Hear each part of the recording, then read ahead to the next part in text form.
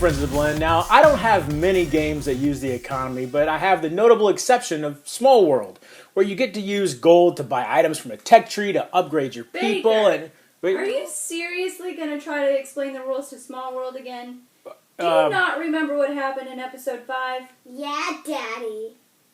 Oh.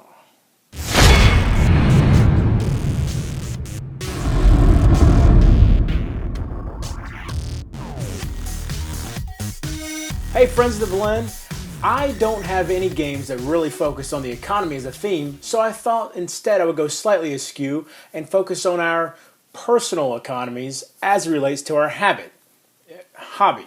I've been in the hobby for about 3 years, but I've only truly begun expanding my collection in about the past year and a half. Now I know myself and my obsessive personality, so when I began to expand my collection, I put a pretty strict budget on myself to prevent overspending. If I hadn't, my collection probably would look something like this, but my home would probably be more similar to that of the bird lady from Home Alone 2. Thinking about all this got me wondering where I stand compared to similarly addicted gamers. So I went to that most sacred of places where all board game addicts congregate, the Dice Tower Guild on BGG. The first question I asked was what sort of budgets people set for themselves.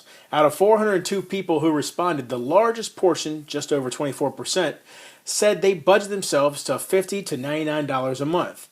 Add those people to everyone who spends less than they do, and just over 65% of people budget themselves to less than $100 monthly.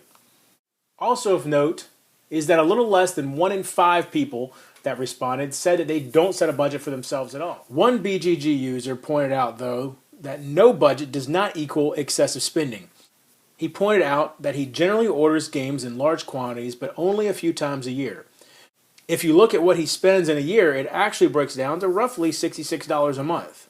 The second question I asked was if there was a maximum amount of money people would be willing to pay for a game. Now, this poll resulted in a more clear-cut winner, with most people saying that there was no maximum amount they would pay for the right game, which is a sentiment I completely agree with. What surprised me most about this poll question was how blinded I was by my preconceived notions. I set up $49.99 as the lowest option because I couldn't imagine someone setting their max limit as lower than that. And yet, sure enough, I received a comment that $49.99 was too high. Perhaps the reason why I never consider anything lower than $50 being an option here is my background in video games, where every game is about $60 when it first comes out. Or maybe it's because when I play board games, for the most part, I'm looking for a more in-depth experience than what most smaller games are able to offer. What sort of budget, if any, do you set for yourself? Do you have a maximum limit you'd be willing to pay for a game? Let me know in the comments section below, and until next time, if you're bored online, bored offline.